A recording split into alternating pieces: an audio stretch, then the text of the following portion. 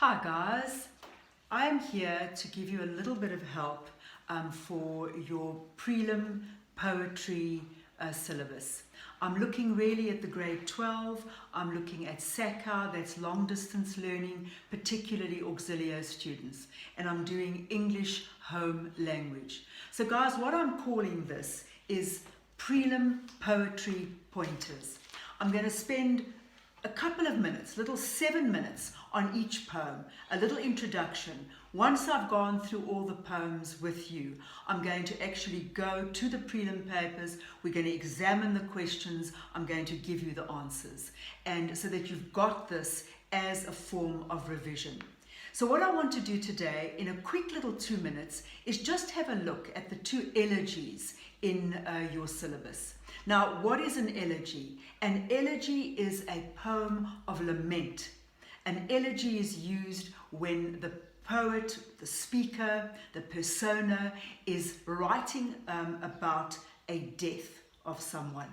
So we've got two poems that are elegies in your grouping of 12. The first one is Remembrance, that is by Emily Bronte, and the other is The Going by Thomas Hardy.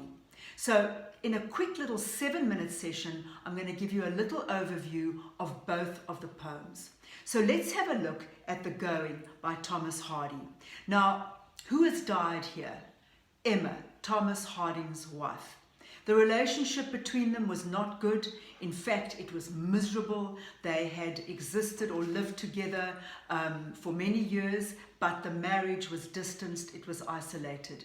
And yet, he still says to her, the opening line of the poem is a rhetorical question. Why did you give me no hint last night? Why did you not give me some idea that you were not well, that something was amiss?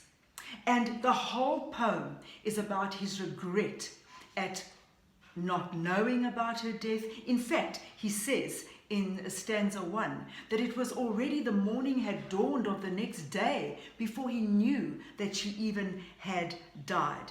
And in the second stanza, he says, you never even bid me goodbye or even called gently to me. And he said, so I appeared unmoved, unknowing. So the speaker did not even know that his wife had died, and he couldn't respond appropriately. He asks her again, I think in stanzas 1, 2, and 3, why did you make me leave the house and think for a breath, it is you I see? Because he says now that she's died, he looks down the lane where they used to walk at times, and he thinks that he sees her. You know, often when someone that you love or that you've spent many years with has died, you catch glimpses of them at places that they had frequented. So the tone changes throughout the poem. In the opening stanza, quite angry and a little bitter at her for not having given him some idea, for not having bid him farewell. And then the third stanza, almost nostalgic. You know, I thought I saw you.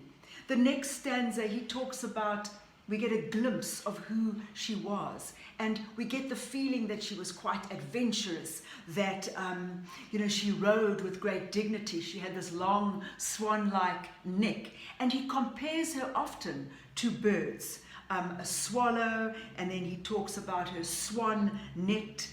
And we get the feeling that she was quite beautiful, perhaps, that she was quite adventurous, and he wishes that the good times that they experienced, and there were good times, why they did not remember that and try to relive that. But there is no doubt about it that he is devastated at her death. In the final stanza, he says, all is past, amend. It is too late to do anything. Nothing can be changed, so it must go on. And if we look at the last line, he says, not even I would undo me so.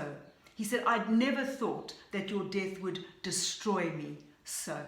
And he uses ellipsis here to show his absolute devastation. What is ellipsis? Those little elliptic dots And that's what Thomas Hardy uses in the final stanza to convey his absolute anguish. This is a man who is absolutely overcome with grief. He's full of regret. Flipping back to Emily Bronte's Remembrance, she actually talks about a lost love who's been dead 15 years already, and she is grieving her lost love. And this too is an elegy. Now guys, in both poems, the poets use a figure of speech that you may not have heard before. It is called apostrophe. Not the apostrophe as in the little ta-ta, the apostrophe as in a figure of speech, speaking with someone who is dead or an inanimate object. So both poets use that little poetic technique. So does Emily Bronte. She speaks to her beloved who has been dead almost for 15 years. And she says, cold in the earth and the deep snow piled above thee. She is talking to him. And guys, you will see that in the first couple of stanzas, the landscape reflects the poet's mindscape. So what does that mean? Let's have a look at how she describes the landscape. It's cold. The snow is piled high. There are mountains on the northern shore. There are brown hills. And her beloved is cold in the earth. Cold in the earth. That is repeated there. So we get the feeling of this landscape that is bleak and gloomy. So that landscape reflects her mindscape. She too is feeling gloomy, depressed. And as we read, she asks for forgiveness because she says, there may have been times over these 15 years that I've had to carry on with life and I may have forgotten you.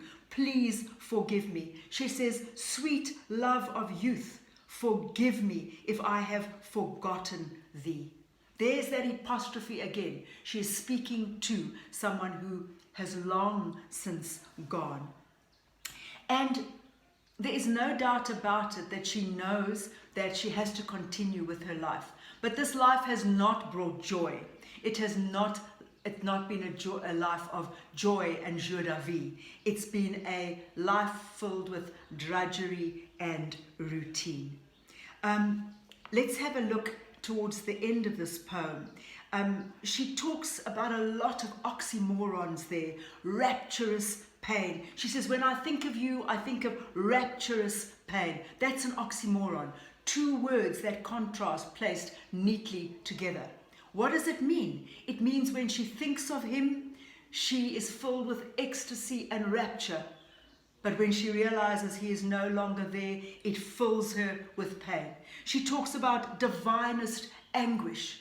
Divine when she thinks of him. This love of hers definitely has a kind of sacredness to it.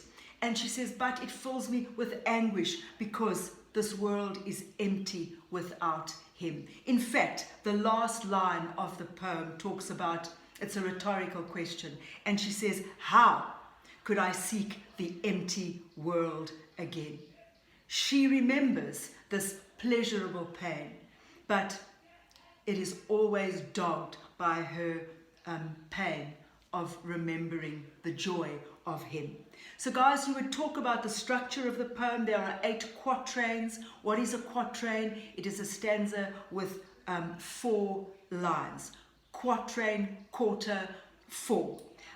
The rhyme scheme is pretty irregular, which really fits in with a song of lament. The tone is melancholy, nostalgic, as is the landscape that she describes. So that's a quick little insight into remembrance and the going. And guys, as soon as I've gone through all the poems, we will look at the prelim paper and we will go through questions and answers. This is session 1. I hope it has helped you. Au revoir, ladies and gents.